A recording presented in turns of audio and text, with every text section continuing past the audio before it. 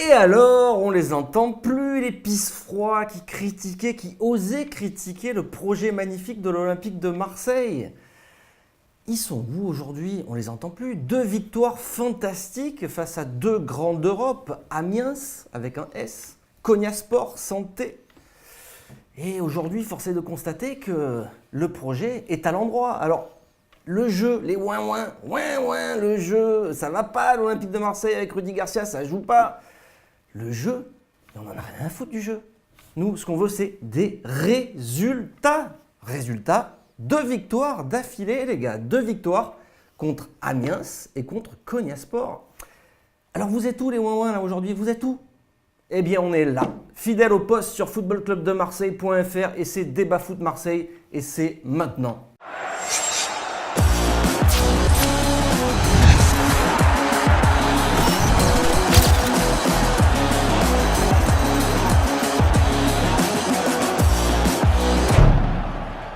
Alors pour ce débat foot Marseille, on va forcément revenir sur la victoire de l'Olympique de Marseille. C'était hier soir contre Amiens, on l'a dit, une très belle victoire. Et au programme, en première partie, l'avis tranché comme d'habitude, qui sera consacré à Amavi, qui a fait une belle prestation hier. Et le gros débat de la semaine, va-t-on s'ennuyer toute la saison? Parce que victoire certes, mais eh bien, pour le jeu, c'est autre chose. Alors pour en parler avec moi sur ce plateau, je suis en compagnie de mes 2 fidèles acolytes, Nicolas Fiol et Mourad Hertz. Salut messieurs.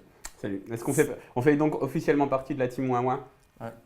Je crois bien, moi depuis quelques semaines, en tout cas moi je suis… Il n'y avait aucune raison de se plaindre. Un des porte-parole de la team ouin-ouin, tout à fait. Porte-parole, habilité et tout. Ouais. Putain, c'est bien. Est-ce que tu es prêt, Mourad, à nous livrer ton avis tranché? Non, c'est pour ça que Non. je vais laisser à Nico. Allez, lancez-moi. Ah, mais comment ça se fait? Parce que il a des opinions aussi. C'est non, parce qu'on s'est dit, on va arrêter de faire Mourad TV à un moment donné. D'accord. Alors, est-ce que tu es prêt, Nicolas, à nous délivrer ton avis tranché? Il faut que ça passe chance. Et je vais faire un avis tranché moins que d'habitude. C'est vrai? C'est vrai. Allez, ça marche. On y va, c'est tout de suite et c'est maintenant l'avis tranché. Le sujet, c'est Jordan Amavi, parce qu'on a enfin trouvé un latéral gauche et ça fait du bien. Donc on voit encore que notre ami Jordan, il a quelques kilos à perdre. Il va peut-être aller faire un petit stage à Merano cet hiver, on ne sait pas. Mais une chose est sûre, il va vite déjà. Il intercepte pas mal de ballons et il a une qualité de centre pas dégueulasse. Si notre ami Zambo était un peu plus coordonné au niveau des gestes, il aurait peut-être pu même marquer un but parce qu'il avait fait un magnifique centre de deuxième poteau. Donc en fait maintenant, ça aussi ça équilibre l'équipe. Parce que là on nous parle du 4-2-3-1 avec le petit duo devant la défense. Mais le fait d'avoir un véritable latéral gauche qui reste à gauche, qui n'est pas perdu, on ne sait pas où sur le terrain, qui court et qui ne se cache pas en défense centrale pour ne pas marquer son adversaire direct, ça fait du bien. Donc Patrice, je pense que tu vas avoir beaucoup plus de temps pour faire des vidéos. L'après-retraite, c'est maintenant. Alors Mourad, est-ce que tu es, comme Nicolas, persuadé que c'est la fin de Tonton Pat, en tout cas le week-end, on le retrouvera peut-être le lundi. À l'OM, on n'a pas trouvé son début par contre à Tonton Pat. Je crois qu'il a commencé par la fin et qu'il veut pas. Je sais pas s'il prévoit de faire les choses à l'envers, mais en tout cas, ce que j'ai apprécié aussi, c'est que Nico, il a parlé des interceptions d'Amavi et ça, quand même, c'est vrai que c'est un gros plus pour couper les attaques adverses. Et il faut se souvenir que quand il fait sa grosse saison à Nice, il avait été cité, je sais plus ce que c'était la stat exacte, mais il était parmi les meilleurs intercepteurs d'Europe. Et c'est pas mal, ouais, parce que lui, il peut faire ça avec sa vitesse. Et franchement, ça fait vraiment plaisir quand tu regardes le match et que tu vois qu'une action, elle est coupée et tu vois qu'il récupère la balle et qu'il fonce. Il a vraiment du coffre, de la vitesse. Et comme tu l'as dit aussi, ça fait longtemps qu'on n'avait pas vu un arrière-gauche. Depuis Benjamin Mendy, la saison de Bielsa, parce que la deuxième saison, c'était un peu plus la carte de fidélité du Quick que Benjamin Mendy. Et après, Hugo Chan, même si je l'aimais beaucoup, c'était pas un vrai arrière-gauche. Et ça fait très longtemps. Qui? C'est la blague. Alors d'accord messieurs, mais est-ce que ça risque pas de poser problème quand même dans le vestiaire d'écarter Tonton Pat comme ça parce que… Après, je pense que Olivier Garcia l'a encore dit que Tonton Pat était un très grand joueur, blablabla. Ça c'était un petit peu pour lui mettre de la pommade. Mais je pense que là, Garcia on peut le critiquer, mais il n'a pas de la merde dans les yeux. Il va le voir quand même, c'est tellement évident. Son élément de langage là-dessus, j'aurais besoin de tous les joueurs. À chaque fois, il dit ça. Donc quand tu lui dis oui, alors à ma vie, il a encore fait un super match, il dit oui, j'aurais besoin de tous les joueurs parce que Jordan, il va pas pouvoir faire tous les matchs. Et ça veut dire que Evra, il va se taper les matchs de coupe. Voilà. Enfin, c'est ce qu'il essaye de faire passer. Moi, je pense qu'à un moment, il va retenter de remettre un peu Evra pour ménager son ego quand l'équipe aura repris un peu de confiance. Et un match facile. Ouais, peut-être, ouais. Alors, vous êtes sûr que contre Toulouse dimanche prochain, ça sera encore Jordan? En tout cas, pour moi, si Garcia met Evra et ne met pas Amavi, pour moi, c'est une faute. Non, moi, je suis pas sûr non plus. Je suis pas sûr parce que moi, je me dis qu'il va essayer de ménager l'ego d'Evra aussi, qui se dit que dans le vestiaire, il faut faire gaffe parce que Evra, s'il n'est pas content, à mon avis, ça peut peut-être causer problème. Même si on se souvient qu'en équipe de France, à un moment, Deschamps l'avait sorti du 11 et c'était un match en Biélorussie où l'équipe de France se fait bouger. Je crois qu'à la mi-temps, on perd. Et Evra avait fait ce fameux discours mobilisateur, ce dont il est si capable. Il avait bougé Pogba, etc. Et en seconde période, on gagne 4-2, il me semble. Et c'est un peu grâce à… Tout le monde avait dit « Oui, tonton Pat, il nous a tant servi ». Donc, on ne sait pas s'il foutrait la merde s'il était sur le banc. En tout cas, au niveau sportif, il n'y a pas photo. Donc, maintenant, on attend que Garcia il prenne des décisions au niveau sportif et pas au niveau du pédigré du joueur. Juste un truc, Evra, il avait dit « Je ne suis pas venu pour jouer un match sur 2 ». Et ouais, mec, je pense que tu ne vas plus en jouer du tout. On le retrouvera tous les lundis, en tout cas, dans sa rubrique, non pas sur Football Club de Marseille, mais sur Instagram. Un petit site que je vous conseille d'ailleurs. C'est tout de suite, maintenant, on va parler de quoi, Mourad? On va parler du jeu. Eh oui, parce que le jeu, personne n'en parle ou personne ne veut en parler. Donc, on va nous en parler. Même plus, on va parler de toute l'excitation qu'on va vivre cette saison. Alors, va-t-on s'ennuyer cette saison avec l'Olympique de Marseille? Parce que aujourd'hui, du jeu, on n'en voit pas beaucoup, même s'il y a un petit peu de résultats de temps en temps. Le jeu, c'est pas ça, on va en parler, c'est le gros débat. Alors messieurs, ça fait bientôt 2 mois que la saison a commencé et en termes de jeu, on commence un petit peu à s'ennuyer. Alors Mourad, c'est toi qui nous a préparé cette émission. Le gros débat, c'est va-t-on s'ennuyer toute la saison avec cet OM? C'est ce que tu crois entrevoir, en tout cas, quand tu vois les premiers matchs de l'Olympique de Marseille? Ah ouais, en fait, moi, si j'ai voulu parler de ça aujourd'hui, c'est que oui, le résultat est pas mauvais, etc. Mais que je me suis fait chier encore une fois hier, que j'ai l'impression qu'on est un peu dans la tiédeur, qu'on est dans un robinet d'eau tiède en ce moment à l'Olympique de Marseille. Donc que l'on va à chaque fois perdre contre les gros, gagner contre les petits, et que dès qu'il va y avoir un peu la crise, on va dire ouh, calmez-vous, là il y a 3 matchs contre Amiens, Guingamp et Lorient qui se profilent, on va les gagner, ça va se calmer. Lorient ce sera en Coupe de France parce qu'ils sont descendus en Ligue 2. Et donc tout va bien. Et donc on va avoir une saison où on va toujours s'ennuyer et on va avoir des résultats. Moi je vois bien les résultats être… Je pense que Rudy Garcia peut rentrer dans les objectifs, mais pas dans les objectifs de jeu, pas dans les objectifs d'enthousiasme, pas dans les objectifs de ce qu'est l'Olympique de Marseille, pas dans les 5-4 contre la Corogne, pas dans les victoires à l'arraché contre Lyon en Coupe de France, ce genre de trucs. Je pense que… L'émotion n'y est pas, on t'a bien compris. Et c'est ce que disait un petit peu Nico la semaine dernière quand toutes les critiques commençaient à tomber sur le projet de l'Olympique de Marseille. Lui il disait non mais l'OM ça va gagner de toute façon, ça va gagner les petits matchs, voilà. Ça va… Voilà. Par contre au niveau de l'enthousiasme qu'on peut tous avoir et la passion qu'il peut y avoir autour de l'Olympique de Marseille autour du jeu, Nico tu as un petit peu ce pressentiment toi aussi? Je répète, ça fait quoi? À peine bientôt 2 mois que la saison a commencé. C'est trop tôt pour… Je ne vais pas encore faire le ouin-ouin complètement. Attends juste 5 minutes. Je vais attendre un petit peu. Non, on ne sait pas encore. Pour l'instant, c'est pas bon. C'est pas beau. C'est sans sentiment, effectivement. C'est tiède. C'est pas clinquant le jeu. Le mercato n'a pas été clinquant. Le jeu n'est pas clinquant. Et c'est vrai que pour ça, c'est décevant. Là, on va essayer de parler un petit peu de jeu parce qu'avant qu'on nous remette les résultats devant le nez, comme ça a été fait en début de saison, où on avait l'impertinence de dire « Excusez-moi, mais au niveau de jeu, on a gagné. » Donc là, ils vont encore gagner 3 matchs de suite et on va nous dire ah, « C'est bon, la crise elle est derrière nous, on regagne et puis bim, il y aura Nice. » Enfin, on verra. Mais je pense que par contre, dans peut-être 2 mois, avec l'effectif qui est là, l'ambition de notre ami Garcia, c'est pas impossible qu'on retrouve un peu plus d'émotion et donc plus de jeu. C'est pas impossible. C'est quoi? C'est avec la confiance, ça va repartir, les confiance, joueurs blessés qui vont revenir. Une solution peut-être tactique différente, des joueurs qui se révèlent un peu plus. Ça, c'est ce qu'on peut espérer. Voilà. Mais par Aujourd'hui, contre, ce qu'on a, l'effet que l'on a, c'est que depuis que Rudy Garcia est arrivé à la tête de l'Olympique de Marseille, ça a été un peu mieux. Il a proposé un peu de jeu, il a mis un peu d'ordre dans la boutique parce que c'était un bordel monstre. Mais qu'après, une fois qu'il a fait ça, il ne sait plus quoi faire, quoi. Sur le jeu, j'ai envie de te dire, depuis un an, combien de beaux matchs de l'Olympique de Marseille tu as vu? Il y en a plus un peu la saison dernière, on en parlait déjà.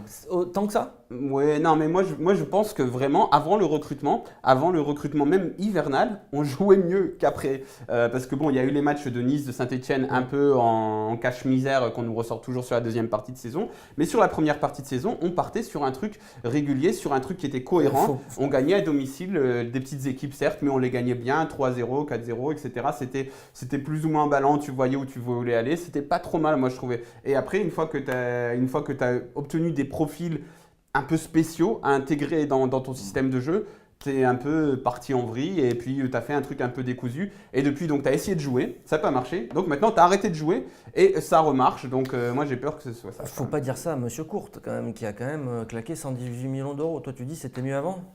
Franchement, limite quoi. Avec Bedimo, Rod Fanny et… Monsieur Courte, c'était mieux avant, vous avez mis 120 millions d'euros dans… dans la machine et ça marche pas.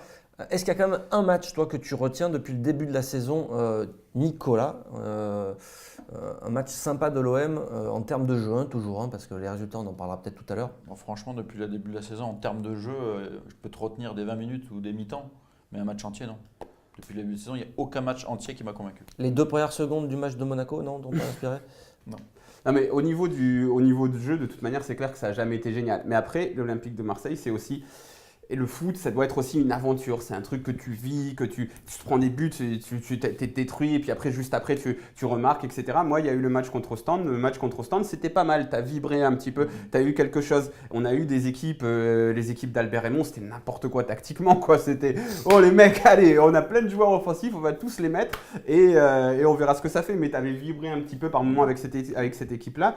Donc en fait, c'est ça qui compte aussi, c'est de vibrer. Le match contre Ostende, moi, il m'a un peu fait vibrer parce que il y avait un scénario, parce qu'il s'est passé quelque chose. Et moi, j'avais l'impression que ça partait tu partais sur un bon truc parce que voilà, il y avait de l'élan. C'est ça aussi, c'est pas que le jeu, c'est aussi d'avoir un élan dans cette équipe. C'est que les mecs, ils rentrent sur le terrain, même si c'est pour défendre, qu'ils défendent comme des morts de faim. C'est pas qu'ils défendent comme on va au bureau, c'est pas qu'ils attaquent comme on va au bureau, c'est qu'il y ait un élan, qu'il y ait une aventure, qu'il y ait un truc, quoi. Et là, contre Amiens, c'est pas ce que tu as vu, toi, Nico, d'un point de vue purement défensif, là, pour le coup, parce que… J'ai vu une équipe sérieuse contre Amiens. Voilà. Toi, Avec des fondamentaux.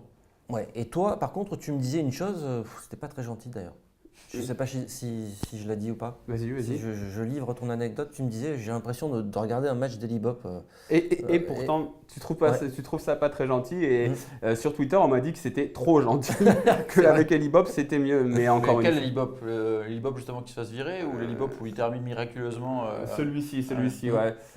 Mais voilà, c'est ça aussi, c'est la même chose. Pourquoi la saison d'Elibop, on est bon? Parce que les joueurs voulaient se racheter de la manière dont ils avaient planté Deschamps l'année d'avant, parce qu'il faut le dire, ils l'ont planté, le brave Deschamps, donc ils voulaient se rattraper. Donc c'est pas qu'il y avait un véritable élan, etc., mais c'est que les mecs, ils disaient, là on a merdé la saison d'avant, là on va assurer cette saison, donc ils ont bien défendu, ils ont bien joué, ils ont fait leur taf, ils étaient concentrés sur ce qu'ils devaient faire, c'était nul à voir sur le terrain, mais ça a rapporté des points, et là on est un peu là-dedans aussi, c'est nul à voir sur le terrain, mais là ils se disent, bon allez, il faut qu'on se remette un peu d'aplomb, etc., mais il n'y a pas d'allant, il n'y a pas de volonté, il n'y a pas d'identité, il n'y a pas de…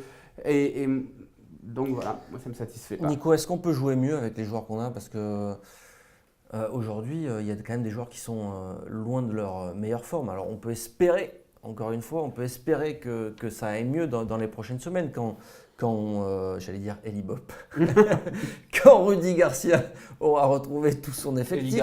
Eddie Garcia aura retrouvé tout son effectif avec…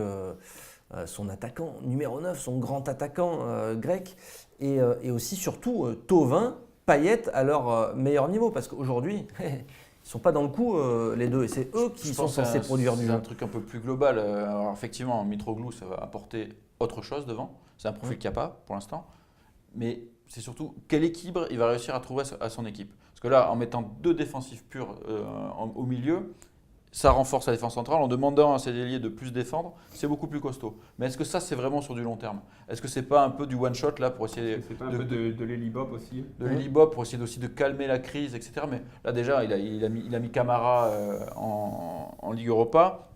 Là, il a mis Zambo. On a l'impression que c'est un peu des idées comme provisoires. Quoi. Donc, est-ce qu'il va trouver un système où il va réussir à faire jouer tout le monde? Est-ce que, par exemple, il pourrait tenter un 4-4-2 ou je ne sais quoi, on en parlait quand Mitroglou a signé, de l'associer avec Germain. Il a des possibilités. Donc, moi, je n'enterre pas tout encore. On peut encore attendre. On peut critiquer aujourd'hui, parce qu'aujourd'hui, c'est critiquable. Après, on n'est pas obligé d'enterrer le projet complètement. Et est-ce qu'on est obligé de parler de jeu tout le temps, de jeu? On veut des résultats, nous, monsieur. Ça sert à rien. On sait bien que le football, c'est pas un jeu. On sait bien que c'est comme c'est du boursicotage, quoi. C'est ça le football. Le football aujourd'hui, c'est du mercato et des résultats. Voilà, c'est du mercato et des résultats. Bien nos joueurs. Voilà, c'est une entreprise de foot. Ça sert à rien, quoi. Non mais c'est ça. Il faudrait aussi un peu rappeler à tout le monde que le football, c'est un jeu, que c'est ça que tu veux que tu vas sur le terrain. C'est pas parce que tu dis 3 points en plus. T'en as rien à foutre du classement. Surtout que tu vas pas finir premier. C'est aussi encore. Alors voilà, justement, ça c'est un point. J'aimerais bien revenir sur ce point-là parce que effectivement, tu sais que tu vas pas gagner. Donc OM Champions Project, en gros, c'est du fake parce que tu sais que tu ne gagneras rien. En gros, le championnat, tu vas pas le gagner. La Coupe d'Europe, bon, sauf miracle, tu la gagneras pas. Coupe de France et Coupe de la Ligue, bon. Non, ça peut se faire. Sur malentendu, mais bon, vu comme Paris trust ces compétitions. Voilà. Donc il y a peu de chance aussi. Alors pourquoi ne pas proposer autre chose? Pourquoi ne pas avoir proposé autre chose? Un autre projet? Mais est-ce que c'est si facile? Enfin, moi, la com, de toute manière, c'est bon, on en a parlé, ils se sont plantés, ils ont fait n'importe quoi, ok. Mais par contre, est-ce que c'est si facile de proposer autre chose? Et est-ce que tu peux… OM Émotion Projet. Voilà, non, mais ce serait pas mal. Moi, je signe pour ça. Est-ce que tu peux avoir… Est-ce que tu vois, ça demande une réflexion qui est autre que celle d'un gérant d'entreprise. Tu sais que tu ne peux pas gagner, tu sais que tu ne peux pas gagner, donc… Qu'est-ce que tu fais? Tu fais croire à tout le monde que oui, tu vas peut-être gagner dans 5-6 ans? Non, tu es obligé de proposer un autre projet parce que sinon, au bout de 6 mois, ça va se voir, mec. Tu peux quand même essayer de le faire parce que regarde, même Saint-Etienne, qui a quand même eu un projet… je vais te dire, même Nice. Où ils se sont fait chier pendant X temps avec Galtier. Ils ont misé sur un entraîneur espagnol. Et pour l'instant, en plus, ils ont des résultats en début de saison. Alors, on verra à la fin. Oui, après, on verra, tout à fait. Nice, pareil. Nice, ils ont construit avec Puel. Et là, ils ont misé sur Favre, qui est réputé pour mettre du jeu, avoir des idées, etc. Et on le voit bien que ça paye. Là, ça y est, début de saison un peu compliqué. Tout le monde disait, ça y est, Nice, ils se sont plantés complets. Vous allez voir, Nice, ça commence à remonter, ça joue, ça va jouer. Parce qu'il y a un projet de jeu avant tout. Tu as l'Atlético Madrid aussi, qui a tout misé sur un coach, qui a transformé l'équipe, qui a amené tous les supporters derrière lui. Ils ont eu un peu d'argent aussi. Il y a eu un peu d'argent. Grâce à des grosses ventes, mais comparé au gros d'Espagne, mais ce que je veux dire par là, c'est que l'Atlético, eux, ils savent, comme l'OM, ils sont au courant qu'ils gagneront jamais le championnat. Voilà, jamais. Mais de toute manière, une fois tous les. Voilà. Mais de toute manière, c'est ça. Quand t'as pas, enfin, c'est un truc en plus à la con. Quand t'as pas de pétrole, il faut avoir des idées. Donc là, ton idée, le problème, c'est qu'elle a été un peu entre les deux, quoi, un peu bâtarde. Genre, on peut pas gagner, mais on va quand même essayer de gagner, etc. Bon, moi, franchement, la communication, ça me saoule. Maintenant, je veux du football, je veux quelque chose. Mais ça, je crois que le projet aussi, qu'est-ce que tu veux mettre en place? Voilà, mais c'est pour ça que quand tu prends Rudy Garcia, on nous le présente comme un mec qui va faire du jeu, comme un mec qui a eu des résultats en ayant du jeu, etc. Et en plus, bon, ça a été reproché un petit peu aux journalistes de dire oui, tout le monde était d'accord, tout le monde trouvait que c'était une bonne idée de prendre Rudy Garcia. Maintenant, on dit que c'est plus trop une bonne idée, vous avez retourné votre veste rapidement. Mais tout le monde a le droit de faire des erreurs, on l'a dit la semaine dernière, et là on se rend compte en fait que le truc du jeu de Rudy Garcia, c'était peut-être un peu survendu, qu'il a peut-être changé au fur et à mesure de sa carrière, qu'à la Roma, ça n'a pas été génial sur plus d'une saison et demie sur son règne là-bas. Donc il y a plein de trucs comme ça qui font que en fait, c'est ça aussi le problème, c'est que tu as trop basé ton projet sur l'entraîneur. Et que l'entraîneur, il y a certaines choses que tu l'as peut-être vu trop beau au niveau du jeu qu'il propose, au niveau de ses principes de jeu, au niveau du mercato, bien forcément, puisque c'est lui qui a fait les choix, au niveau de tout ça. Donc c'est là où peut-être que ton truc il se plante un petit peu. Et le truc, c'est que tu n'as pas viré ton entraîneur. Donc, ton entraîneur, maintenant, il se dit je sauve ma tête et puis je joue défensif. Et donc, toi, tu vas te faire chier toute la saison. Retour aux fondamentaux. Conclusion, on arrête l'émission. Là, je pense que tout le monde est déprimé. Alors, il y a eu cette petite phrase, tu parlais de communication, qui était quand même assez… Même si je vais arrêter d'en parler, en fait, de communication. Oui, voilà, on va en parler, parce qu'il y a eu quand même cette petite phrase qu'on a retrouvée. C'était après le match contre Donzale. Petite sortie de Jacques-Henri Hérault, donc, que je vais vous lire tout de suite. On joue peut-être mal au football, mais j'espère qu'on jouera comme ça longtemps, car c'est un bilan qui ne me semble pas mauvais. Effectivement, à ce moment-là, l'OM avait des résultats. Mais nous, on était aussi les premiers à dire, à souligner que le jeu, c'était pas trop ça, quoi, et que ça pouvait poser problème. C'était Nico qui y était, et puis… Oui, ils se sont longtemps cachés derrière les résultats. En fait, quand on parlait de jeu, on avait l'impertinence d'évoquer le jeu un peu ennuyeux, le côté gagne petit de l'équipe depuis le début de la saison. On nous mettait toujours les résultats, 7 points, qualification Ligue Europa, des éléments de langage qui ont été répétés à l'infini. Bon, c'est tout ça a volé en éclats après les 2 grosses défaites, mais l'histoire du jeu, là, Rudy Garcia, il revient en arrière, mais parce qu'il est en période de crise aussi. Il est toujours en train de se targuer qu'on a des bons résultats sur le long terme par le jeu et qu'on gagne plus quand on propose un jeu ambitieux. On est d'accord avec ça.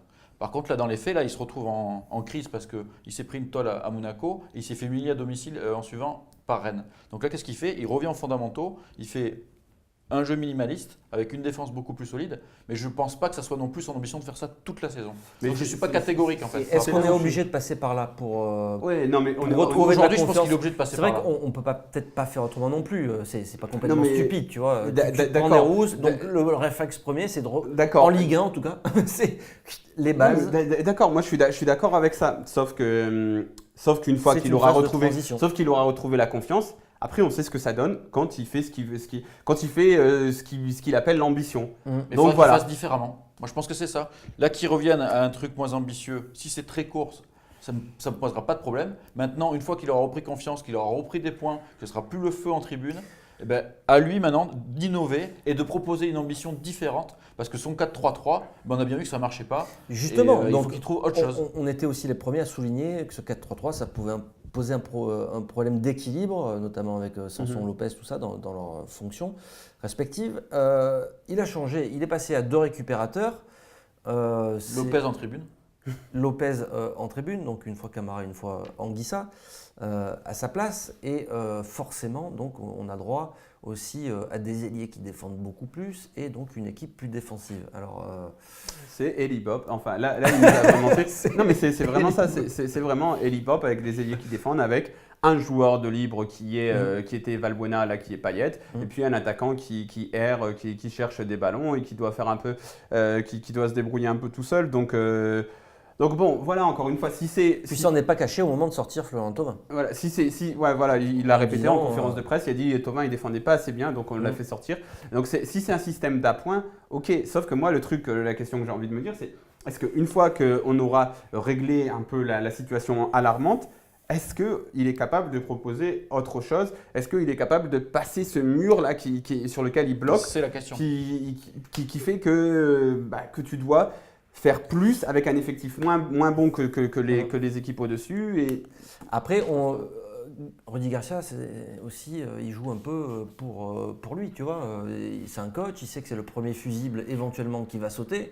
Donc lui, avant le jeu, il pense aussi résultat. En fait, je pense qu'à l'Olympique de Marseille, il faut surperformer. Parce que si tu es un coach, il faut que tu fasses mieux que ce que tu as fait ailleurs. Parce que c'est plus difficile à Marseille qu'ailleurs. Parce que tu es en Ligue 1, donc dans un championnat faible, mais dans l'endroit le plus difficile de France. Parce que l'Olympique de Marseille, c'est l'endroit le plus difficile de France.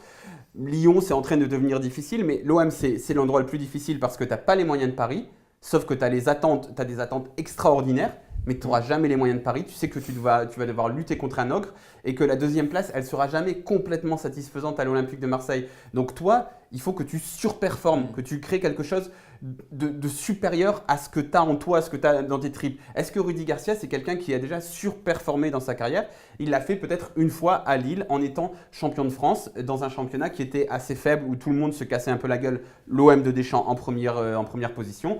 À la Roma, il a fait du bon boulot. En fait, c'est quelqu'un qui performe bien à son niveau. Mais est-ce qu'il est capable de surperformer? Je ne le pense pas. Et donc, je pense que cette année, il ne va pas surperformer, il va performer et que donc, on va battre Amiens et Dijon.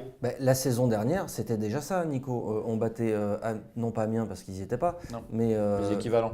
Des équivalents. Et contre les gros, c'était… Ça, c'est un gros problème de Rudy Garcia. Les grands matchs, non seulement il les perd, mais il les perd salement, quoi. Voilà. Donc là, je pense que dans un premier temps, il va falloir, donc là, première étape, gagner contre les petits. Après, deuxième étape, step by step. Step by step, 3 ans, 5 ans, 7 ans. Première étape, gagner contre les petits. Après, il va falloir gagner, mais joliment, contre les petits. Et après, il va falloir ne pas perdre contre les gros. Mais ça, c'est dans 5, 6 ans ou 7 ans? Pas. Déjà, il y a Nice, il y a Paris aussi. Déjà, il y a Nice. Donc, ça va être compliqué déjà. Moi, toi, quand tu vois ces 2 premiers mois de compétition et le jeu qui est proposé, tu comptes les regarder, les matchs contre… oui, bien sûr. Mais heureusement. Attends, t'es payé pour ça, mec. C'était la question piège. Sinon, je t'explique, tu prends des affaires et tu dégages. Non, mais déjà, je suis payé maintenant pour ça. Mais moi, même quand il y avait Eli Bop, je le rappelle tout le temps. Voilà, j'ai fait faire. Qu'est-ce qu'il est en train de dire? C'est qu'il n'est pas le faire gratuitement. Peut-être pas, parce que, mais j'ai fait des kilomètres en stop pour voir un match d'Eli Bop, quoi. Donc, pour rater aucun match, je rate jamais aucun match de l'Olympique de Marseille. C'est plus fort que moi. L'OM, c'est plus fort que moi. Ouais, voilà. Non, mais c'est un peu triste des fois parce que je fais passer de mauvais moments à personne autour de moi à cause de ça.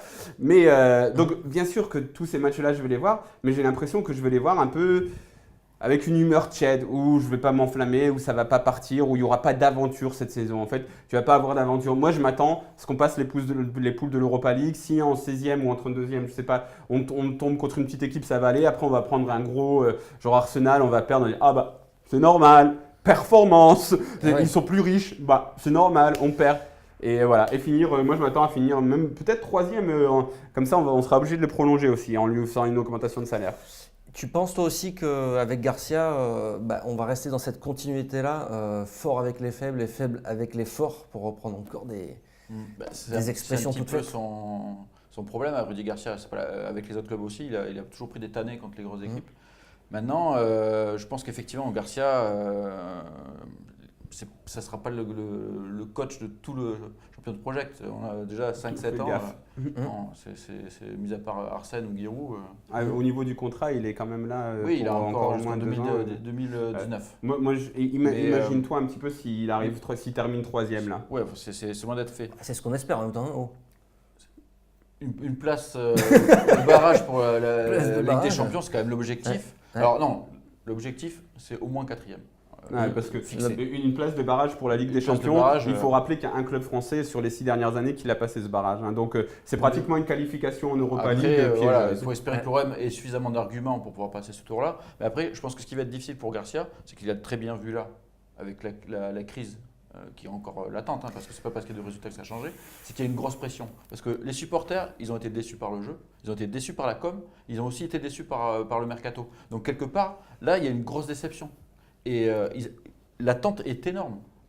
Donc ça va être très compliqué pour lui d'arriver à satisfaire les gens.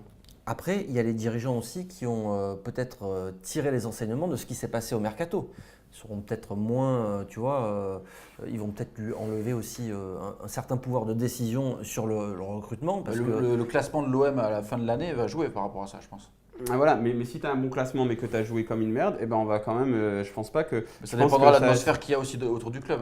Si tu gagnes tes petits matchs et que tu reprends une branlée contre Paris, une branlée comme Nice, et que les supporters ne sont pas contents, je ne pense pas que ça soit non plus une atmosphère parfaite. En fait, d'obtenir des résultats comme ça me fait penser à tes expressions la dernière fois, c'est un peu des extincteurs de passion. C'est-à-dire que tu peux rien dire. Même si tu te dis, putain, merde, je me suis fait chier. Ah, mais j'ai gagné. D'accord. Donc j'ai l'impression que c'est ça la saison. En fait, ça va être… Ah, mais j'ai gagné. Ça va. Après, tu vois, sans être extrémiste, tu ne peux pas demander à une équipe de toujours être flamboyante. Non, bien sûr. Mais une fois que tu gagnes un petit match 1-0 à l'extérieur, ok. Mais que systématiquement le jeu il soit poussif, que les mecs ils se mettent juste un peu la pression pendant un quart d'heure au début de la seconde période, c'est pas possible. Moi j'ai envie qu'il y ait une aventure, qui est une étincelle, qui est un truc qui te fasse aimer le club, qui te donne des émotions. Et justement pour conclure ce gros débat, est-ce que l'hypothèse on a un petit peu parlé tout à l'heure, de voir un petit peu tous les joueurs blessés revenir, les joueurs qui ne sont pas en forme actuellement revenir également à leur meilleur état de forme, est-ce que ça peut tout changer, en tout cas dans les semaines. Il n'en manque pas tant que ça, si tu regardes, parce qu'Abdenour. Tout changer en termes de jeu. Moi, je pense qu'Abdenour, ça ne va pas changer grand-chose. Tu vas en avoir toute la saison, on est blessé. Et il y a Mitroglou qui va amener Je vous ai quand même demandé de finir sur une note positive, messieurs. Bah, si. Après, là, moi, je suis très pessimiste, mais Une note positive. mais qui sait, c'est ça aussi. Il y a des tas de choses qui se sont passées dans le football que tu n'attendais pas. J'ai l'impression qu'avec Rudy Garcia, c'est très clair ce qui se passe et qu'il peut quand même te faire finir 3e ou 4e cette saison. Par contre, bah, s'il venait à créer quelque chose, qui sait, c'est possible. Après, il y a des trucs que tu maîtrises pas dans le foot. Tu vois, si en Europa League, bah, tu as des joueurs qui se prennent en main, qui commencent à exploser un petit peu, tu vois, à exploser au niveau de leur potentiel, de faire grandir leur cosmos, comme dans les Chevaliers de Zodiac, et qui te sortent une grosse équipe, tu vois, et que ça enflamme quelque chose, et qu'après les mecs prennent confiance, et qu'après tu as un truc qui se lance. On sait jamais comment ça va se passer dans le football. Là, sur le papier, je me dis que ça va être ennuyeux, plat, tiède, mais après, si tu as un ou deux matchs, si tu as des circonstances lors d'un ou deux matchs qui font que ça explose, et ben peut-être que ça te lance sur une dynamique et après tu vois autre chose. Mais pour le moment, moi je suis pessimiste. Mais pour conclure rapidement, je suis pas pessimiste, mais je suis pas optimiste non plus. Je suis un peu entre deux. J'attends de voir. Pour l'instant, ce que je vois me satisfait pas, mais je vais encore patienter un petit peu. Mais effectivement, je pense que ce qu'il y a besoin, c'est surtout qu'il y ait un petit peu plus de quelque chose avec les supporters. Il faut qu'il se passe quelque chose avec les supporters parce que là, les supporters, ils sont froissés. Ça ne va pas revenir comme ça. Effectivement, comme tu dis, un petit match où tu es mené 1-0 au Vélodrome et tu renverses la situation. Par contre, pas un petit match, un gros match. Non, mais un gros match important, etc. Puis un petit truc positif aussi, c'est de voir un joueur comme Amavi qui peut apporter des choses, du peps, de l'explosivité, plus de. Parce qu'il a du matériel, Garcia. Il y a de quoi faire quelque chose d'offensif, de sympa. Il manque peut-être un 8, un très bon 8. Mais sinon, le reste, il y a du matos. Et attention, on peut faire une équipe sympa avec ça. Et attention, je suis pessimiste au niveau du jeu. Mais par contre, au niveau des résultats, malheureusement, je suis optimiste au niveau des résultats. Pourquoi malheureusement, pas malheureusement. Parce que pour lui, ça peut perdurer en fait. C'est ça, il dit malheureusement. Bah ouais. D'accord, mais bon, on attend tous quand même des résultats de l'Olympique de Marseille. En tout cas, messieurs, c'est la fin de cette émission. Merci d'être venus sur ce plateau pour y participer. C'était très intéressant, très extincteur d'émotions aussi, mais non. Pas beaucoup de. Non, mais là, c'est le coup de l'émotion. Une victoire à Amiens.